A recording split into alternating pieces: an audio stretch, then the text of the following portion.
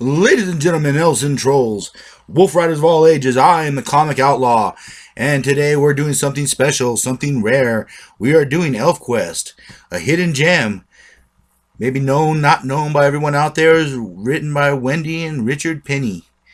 Yes, illustrations, fantasy. This is a classic comic book, y'all, and we're going to be bringing it to you live and loud. It starts off a long time ago, when man was young, and they prayed to the earth, wind, water, rain, the elements. Into the night sky, man was primitive, almost Neanderthal in his ways. And then something supernatural, unknowable, fell from the sky. This palace, this ship, crash landed from the heavens, and then suddenly voices. Voices in fear. For this primitive creature didn't know how to react and struck down these beings that have just came from the sky. And their blood was stained on the floors. They were forced to flee into the trees. And as the hunt went on, both man and this creature called Elf became enemies. And now, each fight for survival in the forest. Our story starts off with this character. His name is Red Lance. He's about to be sacrificed by the humans. And both Cutter, the leader of the tribe, and Skywise are not going to let that happen. The Wolf Riders, that's what they're called, they come in, they attack. And of course, Cutter gets a shot and he kills one of the humans and frees his friend. And then threatens the main elder. And of course, they go off to their holt. The holt is, of course, their hideout, a giant tree. You'll see it later. It's very, very cool right there. They call up Red Lance's life mate, Nightfall. And she comes to aid her lover, her husband.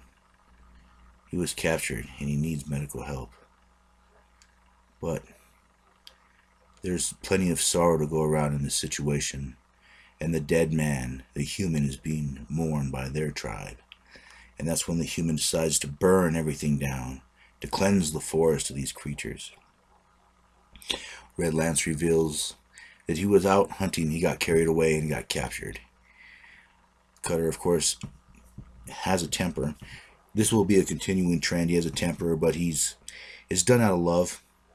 And there's his trusty friend Skywise, which I've always had a soft spot for Skywise. He's kind of the comedy relief, the easygoing. And he brings up dream berries, these berries that you can eat and get very drunk on. And as he's trying to kick back with his friend, enjoy the night, suddenly they're interrupted by a howl. And he looks into his wolf's eyes and he shares his thoughts and sees what's going on. He sees fire. And he sends out this thing called sending, sort of like shining, where you could send out a beam, a thought wave, to the other elves. And they look up and they see the humans with torches ready to burn the forest down. And Cutter tells them, "Are you mad, human? If you burn the woods, we will all starve." But the human, thinking they're demons, the elder decides to burn them down anyways. And Strongbow takes out an arrow and whap! Kills him in the process, for revenge for killing their home, their trees, their hunting ground, and everything that they've ever known. They start taking stuff out of their fortress, the Holt. And with no other choice, they have to go to their semi-allies, the Trolls. The Trolls are an underground people. The elves trade with them for furs, pelts, food, dream berries, and the Trolls provide them small weapons, arrowheads, that kind of thing. Basically, it's more of a trade of convenience. They really don't like each other, is what I'm trying to say. But situations as dire as this is, Cutter forces his way in, knocks down the guard, lets his people in, and forces this troll to take him to their leader or one of the main people. They meet their contact, Picknose, I do believe his name is. And he's, of course, forced into taking him to the king. Trolls do tend to yell a lot, but they're a bit cowardly. Anyways, they take him to the king. The king, of course, is very pissed off that Picknose let him here. Cutter, of course, is trying to negotiate, trying to tell him what the situation is and that they need help. The troll is just being an asshole. Of course, a troll's a troll, internet or otherwise. And so Skywise, of course, tries to negotiate and saying that we've never tried to cheat you in trade. We've taken care of people. We've helped with herbs. We've helped with this and that. We need their help now. But the king, of course, turns him down. And all of a sudden, kink! Skywise's bracelet is caught on one of these rocks, a strange rock. And Cutter's sword gets caught. Skywise thinking the rock is magical in some ways. But then he slaps Cutter. And Cutter has a famous temper, puts that knife right to the troll's face. And then takes a little chip for his good buddy, as punishment. Skywise, or Cutter, of course, jumps on the Troll King, demands to be taken somewhere else.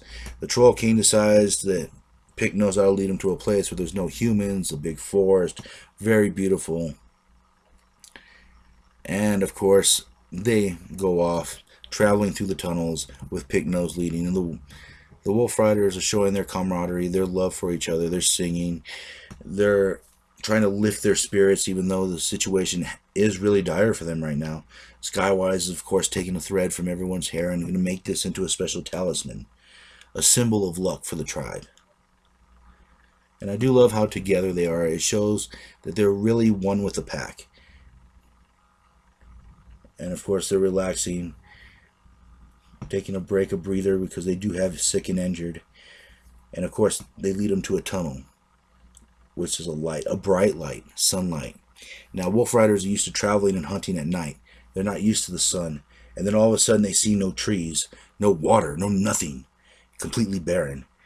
And then all of a sudden the door slams. Oh no, they've been betrayed by Picknose. And they're stranded out in this land, this barren land. And now they have to make do. What will the Wolf Riders do? Will they find a new home? Or are they destined to wander the desert forever and die out in the hot sun? But we'll find out next time. I am the Comic Outlaw, and I will catch you on the flip side. Yeah.